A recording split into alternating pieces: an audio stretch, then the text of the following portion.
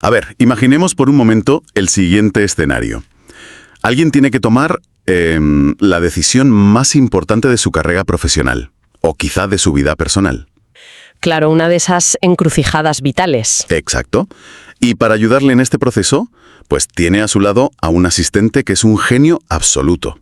O sea, capaz de leer y procesar todos los libros jamás escritos en cuestión de, digamos, 4 días. Madre mía, suena a la ventaja definitiva, ¿verdad? Totalmente. Pero hay un problema enorme con este genio. Resulta que carece por completo de brújula moral. No tiene ambiciones propias. Y su único objetivo matemático es decir exactamente lo que estadísticamente suena más plausible. Ya. Básicamente un loro muy sofisticado. Eso es. Entonces la pregunta es, ¿se le cedería el control total de una vida a un asistente así? Vale, pues vamos a desgranar esto hoy. Bienvenidos a este análisis profundo. Hoy nos sumergimos de lleno en las páginas de The Human Age, de Sheryl Strauss Einhorn. Un texto verdaderamente revelador, por cierto. Sin duda. Y que además cuenta con un prólogo brillante de Marian R. Kroc. Nuestra misión en la sesión de hoy es extraer la esencia de esta obra para entender cómo quien nos escucha puede utilizar la inteligencia artificial como una herramienta real de empoderamiento.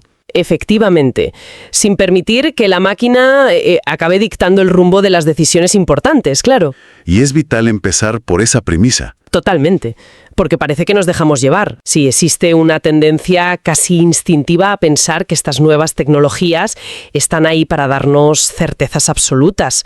Cuando alguien se sienta frente a la pantalla en blanco de una de estas aplicaciones, pues suele esperar que la máquina le devuelva una verdad irrefutable. Una respuesta mágica que elimine todas las dudas de un plumazo. Exacto. Pero la autora cambia este paradigma desde la primera página. Ojo a esto.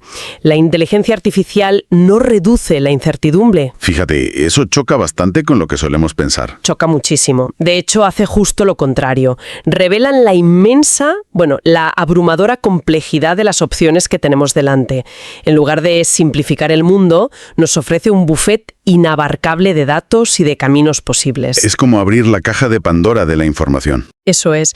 Y como bien señala Marian Kroc en su prólogo, la inteligencia sin intención sencillamente no es suficiente. Se necesita el juicio humano para saber qué es lo que realmente importa en el mundo físico. Pero claro, hay que reconocer que el instinto natural, cuando tenemos una herramienta tan absurdamente potente entre las manos, es pisar el acelerador a fondo. Queremos respuestas inmediatas. Lo queremos todo para ayer. Tal cual. Queremos que redacte el informe en 5 segundos, que diseñe la estrategia de negocio hoy mismo. Sin embargo, el libro plantea una paradoja que me parece fascinante. A ver, cuéntanos. Pues que para ir verdaderamente rápido con la inteligencia artificial, primero hay que aprender a frenar. Y aquí es donde Einhorn introduce una analogía brutal, la del guepardo, que además da nombre a su método de las cheetah sheets, u hojas del guepardo. Es una metáfora biológica perfecta, la verdad. O sea, el guepardo es el animal terrestre más rápido del planeta. Sí, roza los 100 kilómetros por hora. ¡Una locura! Pero si los biólogos analizan sus cacerías, descubren que su verdadero poder letal, su éxito evolutivo, no reside en esa aceleración brutal en línea recta. Ah, ¿no es la velocidad punta? ¿Qué va?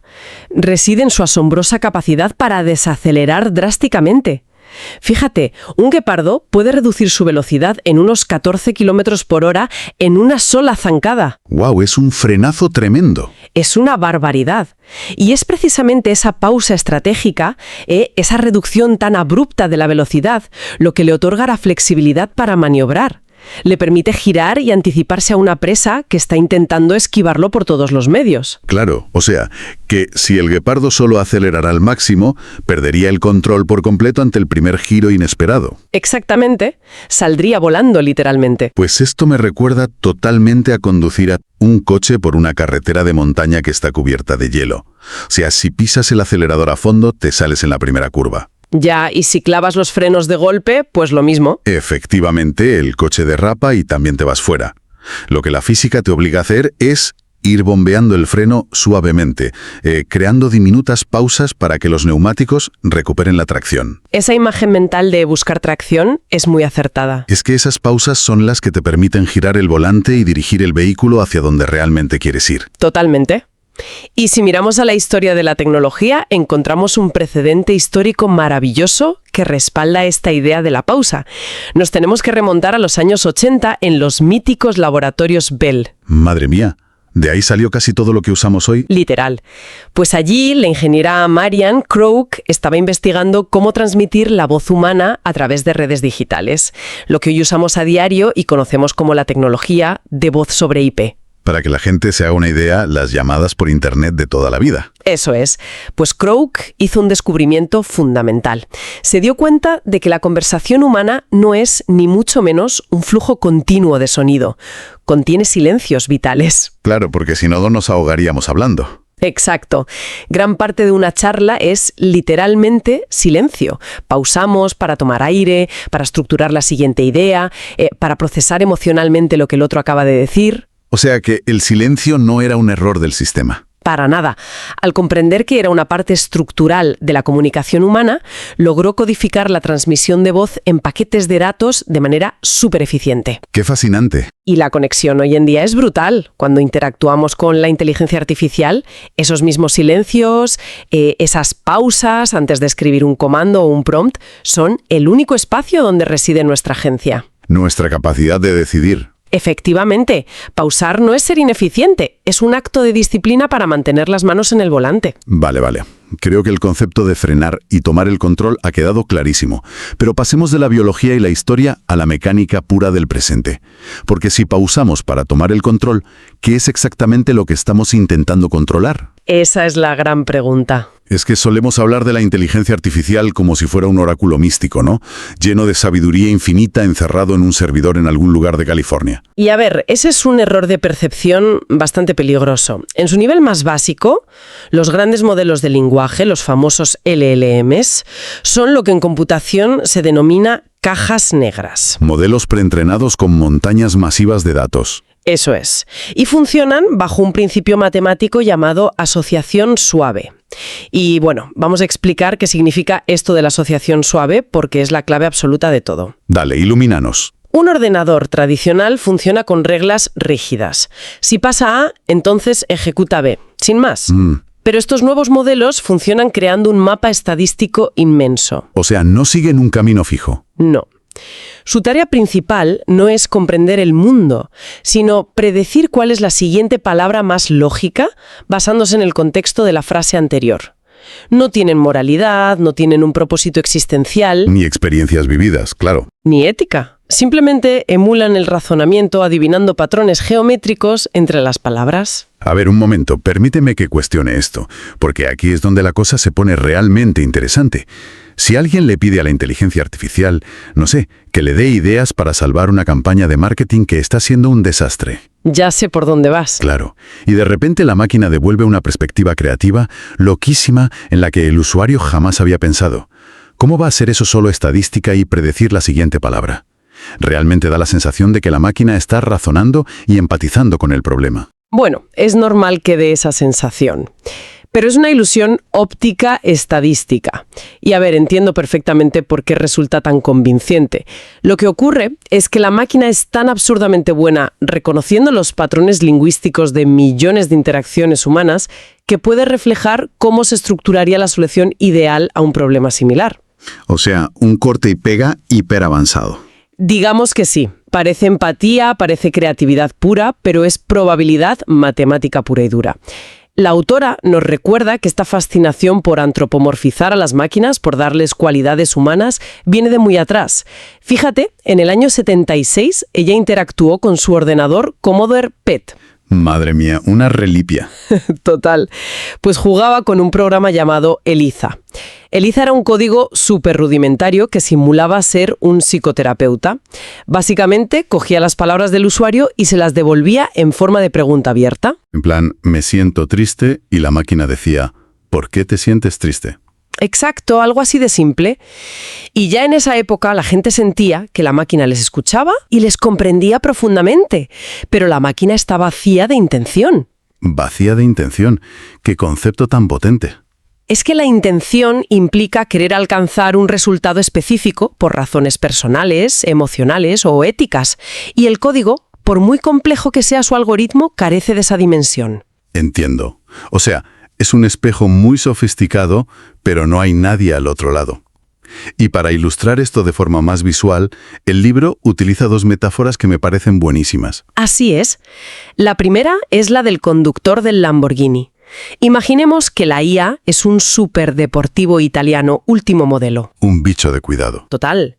Es capaz de aprender el equivalente a 4 años de carrera universitaria en solo 4 días y procesa información cientos de millones de veces más rápido que nuestro cerebro. Es impresionante. Pero claro, un Lamborghini, por muy potente que sea su motor V12, no tiene ni idea de a dónde quieres ir de vacaciones. Ahí le has dado. Eres tú, es quien se sienta al volante, quien tiene que elegir el destino. Ya, pero alguien podría argumentar que, con esto de la conducción autónoma, uno podría subirse al Lamborghini y decirle, oye, llévame al mejor destino posible, y dejar que el algoritmo decida basándose en el tráfico, el clima y las reseñas de restaurantes. ¿Por qué insiste tanto la autora en que el destino debe ser exclusivamente nuestro? Porque el algoritmo no sufre las consecuencias de llegar a ese destino. En Lamborghini no va a saborear la comida del restaurante ni va a sentir una decepción terrible si el paisaje resulta ser feo. Claro, no se juega nada. Exacto, la máquina no asume riesgos vitales y eso nos lleva a la segunda metáfora, que es súper clara, el brazo robótico del cirujano. Esta me encanta. En la medicina moderna, los cirujanos utilizan robots para realizar incisiones con una precisión milimétrica, en tareas donde el pulso humano podría temblar. El robot es una herramienta absolutamente perfecta para la ejecución técnica. Pero no toma las decisiones médicas. Para nada. Es el médico especialista quien evalúa previamente los bordes del tumor basándose en toda su experiencia clínica y es el médico quien toma la decisión crítica de cuánto tejido extirpar. La responsabilidad ética recae única y exclusivamente sobre los hombros humanos. Fíjate, aquí es donde la teoría choca de frente con la realidad del día a día y donde los casos de estudio que plantea el libro aportan muchísima luz. Porque si la máquina carece de intención y no asume ningún riesgo, ¿cómo se ve esa intención humana en la práctica frente a la recomendación fría de la inteligencia artificial? Pues el caso de James es muy revelador en este sentido. Hablemos de James, ¿sí? ¿El dueño de la cafetería? Eso es. A ver, James pasó 15 años trabajando en el sector de las finanzas corporativas.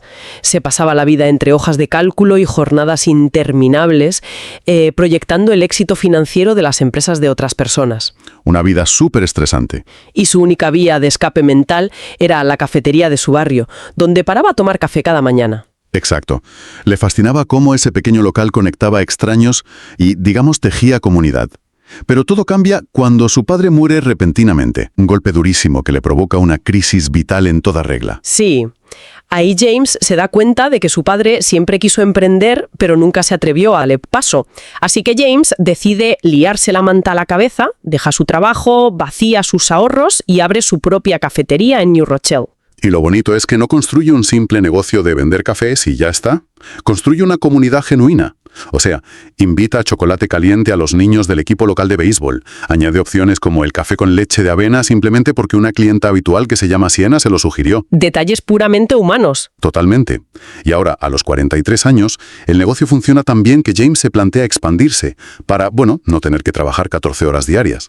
Pero está aterrorizado ante la idea de perder el alma del lugar. Y claro, si James introduce todos esos datos iterativos en una inteligencia artificial y le pide el mejor plan de expansión, es más que evidente lo que la máquina le va a escupir. Le va a dar el camino de la máxima eficiencia financiera, sin piedad. Totalmente. Le dirá, busca un local con mayor densidad de tráfico peatonal, reduce la carta a los productos con mayor margen de beneficio, automatiza los pedidos con pantallas para recortar en personal.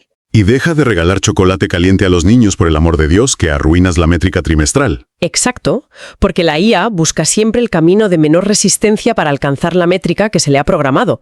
Pero claro, la máquina no sabe que James valora muchísimo más conocer el nombre de sus clientes que maximizar el margen de beneficio a toda costa. Es que no sabe que su intención profunda, su motor, es construir una vida con significado tras la muerte de su padre. Efectivamente, y esa es la brecha enorme que existe entre la eficiencia pura de un algoritmo y la eficacia humana orientada a unos valores. Y ojo, esto no solo pasa en negocios pequeñitos de barrio. El caso de Felice, que está en un entorno puramente corporativo, lo ilustra a la perfección también. Feliz es una científica de alimentos que lidera el desarrollo de productos para mascotas. Sí, este caso es súper interesante. Resulta que llega un momento crítico en su departamento y tienen que sacar adelante una prueba de estabilidad que es vital para lanzar un nuevo producto. Están con el agua al cuello por los plazos. Como suele pasar. Y ante la presión, la inteligencia artificial que utilizan para gestionar los proyectos le sugiere a Felice que asigne esa prueba tan crucial a su técnico más veterano y experimentado. A ver, desde el punto de vista de la eficiencia matemática de la máquina, es una recomendación impecable, ¿no? Totalmente impecable. Es la ruta más rápida y con menor probabilidad de error para sacar ese trabajo crítico adelante. Claro, tiene todo el sentido del mundo. Si es un lanzamiento crítico y los plazos te aprietan, pues no te la juegas. Le das el trabajo al veterano de turno. Pues Felice ignora completamente la recomendación de la máquina. Decide asignar esa tarea vital a un científico junior de su equipo. ¿Pero por qué hace eso? Parece contraintuitivo. Lo hace porque Felice entiende el factor humano, entiende la necesidad imperiosa de fomentar la mentoría dentro de la empresa, de crear resiliencia en el equipo y de desarrollar el capital humano a largo plazo. Un algoritmo simplemente no computa el valor de la confianza y del aprendizaje. No ve más allá del corto plazo. Exacto. De hecho, hay otro detalle en la historia. En otra ocasión, la IA le lanza una alerta con prioridad máxima sobre una tarea administrativa urgente relacionada con las fechas de lanzamiento. ¿Y qué hace Feliz? Vuelve a ignorar la alerta. Madre mía, la máquina debe estar tirándose de los pelos. Total. Feliz prioriza irse de la oficina para reunirse en persona con un consultor veterinario que tenía ciertas dudas sobre la digestibilidad de un nuevo ingrediente. Ah, claro, porque ella sabe que si no construye esa confianza médica desde la base, el lanzamiento será un fracaso absoluto en el mercado real, por muy eficientes que hayan sido cumpliendo los plazos internos del ordenador. Eso es. Y esto nos lleva a un terreno un poco más oscuro. Hemos visto que la inteligencia artificial prioriza la eficiencia. Pero, ¿qué pasa cuando esta tecnología empieza a aprender de nuestros comportamientos a un nivel muy íntimo? Cuidado con esto. Sí, cuando se vuelve hiperpersonalizada e intenta facilitarnos la vida, anticipándose a nuestras decisiones, basándose única y exclusivamente en el historial de lo que hemos hecho en el pasado. Uy, ese es, sin duda, uno de los mayores peligros invisibles que aborda Einhorn en el libro. El riesgo de crear una cámara de eco algorítmica. O sea, pensemos por ejemplo en un escenario médico complejo. A ver, cuéntame. Imagina un paciente con una enfermedad crónica que utiliza una inteligencia artificial súper personalizada para gestionar su historial, buscar literatura clínica y explorar opciones antes de ver a su médico. Vale, algo que ya empieza a ser común. Exacto. Sí. A lo largo de los años, este paciente ha mostrado una tendencia clara a evitar procedimientos invasivos, prefiriendo siempre tratamientos más conservadores, pues la IA, en su intento mecánico de ser útil, va a aprender ese patrón de comportamiento. Entiendo por dónde vas. Y eso es gravísimo. Lo es, porque si de repente, el año que viene sale al mercado un tratamiento nuevo que sí es altamente invasivo, pero tiene una tasa de curación excepcional, la inteligencia artificial podría empezar a filtrar esa información. Podría directamente ocultarla. Totalmente. Podría ocultar o restar prioridad a esa opción radical en la pantalla del usuario, asumiendo estadísticamente que el paciente la rechazaría basándose en sus datos pasados. Madre mía, es que esto restringe la autonomía de la persona de una manera completamente silenciosa. El usuario queda atrapado en una especie de burbuja invisible y la máquina va acotando las opciones del mundo real sin que nadie, absolutamente nadie, se dé cuenta de lo que se está perdiendo. Es que esto asume que el yo del pasado dicta irrevocablemente las decisiones del yo del futuro. No hay margen para evolucionar o cambiar de opinión. Y para ilustrar que tener todos los datos filtrados no sirve de nada si falta criterio, el libro menciona una paradoja brutal, la paradoja de la nutrición. Esa parte es muy reveladora. Es que hoy en día cualquier persona tiene literalmente a un clic de distancia toda la información nutricional del planeta. Tenemos la pirámide alimenticia de la FDA, estudios metabólicos detalladísimos de Harvard, bases de datos con los macronutrientes de cada alimento. Sí, nunca en la historia hemos tenido tantos datos accesibles. Tenemos toda la información perfecta y transparente. Y aún así, existe una epidemia global de obesidad sin precedentes. Porque tener datos empíricos no equivale en absoluto a saber tomar la mejor decisión para un contexto súper específico. Claro. Lo que dicte una media estadística general puede ser un desastre total para alguien que, no sé, es intolerante al gluten o que por su metabolismo necesita una dieta radicalmente distinta. Es un ejemplo devastador y muy certero. La información por sí sola es inerte, no genera resultados exitosos de forma automática. La información solo cobra un significado real cuando choca con la realidad humana. Y bueno, para evitar estas trampas, tanto nuestros propios sesgos como los sesgos mecanicistas de la IA, la autora desarrolla una estructura formal que me parece muy práctica. El famoso método AREA. Exacto. Pues desgranemos este método AREA, porque no es solo teoría académica, es 100% aplicable en el día a día. A ver, AREA es un acrónimo de 4 pilares: absoluto, relativo, exploración y explotación, y análisis. Consiste básicamente en buscar primero datos primarios y absolutos, luego contrastarlos con perspectivas relativas que vienen de fuera, después forzar una fase de exploración y explotación y finalmente, pues, realizar un análisis conjunto de todo. Vale. Y dentro de este paraguas metodológico, Einhorn identifica 8 pasos críticos en cualquier toma de decisiones donde el cerebro humano es sencillamente irreemplazable por la máquina. A ver, bajemos esto a la tierra práctica para quien nos escucha. ¿Cómo se aplica exactamente esa parte tan llamativa de exploración y explotación cuando alguien está sentado en su casa frente a la pantalla escribiendo un comando para la inteligencia artificial? Pues mira, cambia por completo la manera en la que interactuamos con la herramienta. En lugar de hacer lo habitual, que sería pedirle a la máquina, oye, escribe un plan de negocio para mi IDEA, que en el fondo solo busca una confirmación rápida y cómoda. Claro, que te dé la razón. Exacto. Pues en lugar de eso, la fase de exploración te obliga a pedirle a la IA, dame 5 modelos de negocio radicalmente opuestos para abordar este mismo problema. Usas la inmensa potencia de la máquina para ampliar tu visión, no para estrecharla. O sea, buscar la disonancia a propósito. Eso es. Y luego viene la fase de explotación, que significa poner a prueba tus propias vulnerabilidades de forma activa. Le pides a la IA, actúa como un inversor crítico y despiadado, y dime por qué mi suposición fundamental sobre este mercado es completamente errónea. Ah, wow. Eso cambia las reglas del juego por completo. En lugar de buscar que la máquina nos dé palmaditas en la espalda y nos diga lo listos que somos, se utiliza la herramienta como un abogado del diablo para someter a pruebas de estrés nuestras propias debilidades. Exactamente. Es usar la fricción a tu favor. Y revisando los otros pasos clave de esos 8 que menciona la autora, destaca muchísimo el de definir el problema. O sea, alguien puede pedirle a la inteligencia artificial que le redacte un correo súper delicado para un jefe, pero solo la mente humana tiene la capacidad de abstracción para entender el problema real y subyacente que motiva el envío de ese correo. Efectivamente. Y otro paso fundamental donde somos irreemplazables es la motivación. A ver, la IA puede procesar millones de casos y mostrarte cómo han resuelto un conflicto similar 100 empresas distintas en todo el mundo. Te da la estadística pura. Sí, pero la máquina no tiene ni la más remota idea de tu porqué íntimo. No conoce las inseguridades, los incentivos personales o los valores éticos que empujan a alguien a buscar esa solución específica. O el simple hecho de querer dormir tranquilo por las noches, que eso no se puede cuantificar. Totalmente. Y por último, está el contexto. La inteligencia artificial, por muy avanzada que sea, no habita en el mundo real, no respira la tensión política que hay en una oficina un lunes por la mañana, no conoce las dinámicas tóxicas que pueda haber en una familia. Ni las peculiaridades geográficas de dónde vas a poner una tienda, claro. Exacto. Fuera de esa pequeña ventana de texto donde le escribes, la IA está completamente ciega y sorda al ecosistema real. Entonces, si empezamos a atar todos los cabos de esta sesión de hoy, tenemos al guepardo, que necesita frenar bruscamente para poder maniobrar y girar. Tenemos la caja negra estadística que emula inteligencia, pero que carece por completo de intención. Sí. Tenemos el alma de la cafetería de James chocando de frente contra la supuesta eficiencia del algoritmo. Y tenemos ese peligro silencioso de quedar atrapados en la cámara de eco hiperpersonalizada. Todas las piezas encajan. Todo confluye en una idea central.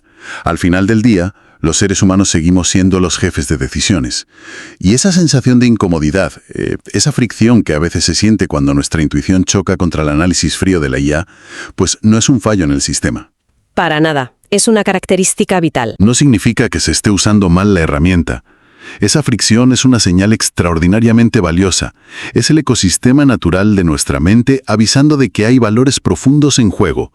Es la invitación perfecta para hacer esa pausa estratégica del guepardo. Completamente de acuerdo. Y todo este análisis tan detallado nos deja con un pensamiento final, una pregunta que resulta bastante inquietante, pero que se desprende de forma natural al entender cómo funcionan estas herramientas. A ver. Si, como hemos analizado, la inteligencia artificial en su núcleo más básico funciona prediciendo la siguiente palabra basándose en el historial previo, y si dependemos cada vez más de sistemas que aprenden de nuestros comportamientos pasados para ofrecernos un menú de opciones sobre el cual decidir nuestro futuro, Ojo a esto. la pregunta es, ¿no se corre el riesgo inmenso de quedar atrapados en un bucle infinito de nuestro propio pasado? Es una perspectiva escalofriante cuando te detienes a pensarlo. Significaría estar construyendo el mapa de nuestro mañana utilizando exclusivamente los planos reciclados del ayer. Exactamente.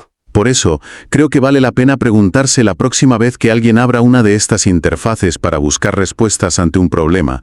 ¿Se está utilizando realmente la potencia bruta de la máquina para explorar territorios desconocidos y desafiar los prejuicios? ¿O, sin darse cuenta, se está dejando que la máquina convenza al usuario de seguir siendo exactamente la misma persona que fue ayer? Solo porque eso es lo que dictan las estadísticas, claro. Efectivamente, es el peligro evidente de soltar el volante del Lamborghini. Se tiene a disposición el motor más potente que la humanidad ha creado, pero para que el viaje tenga algún sentido, el destino debe fijarse mirando hacia adelante por el parabrisas. Y no por el espejo retrovisor que nos ofrece el algoritmo. ¡Qué gran verdad! Ha sido un verdadero placer compartir este análisis profundo en la sesión de hoy. Invitamos a quien nos escucha a seguir cultivando esa curiosidad insaciable y ese criterio humano que, por muchísimos datos que se logren procesar, ninguna máquina logrará jamás replicar.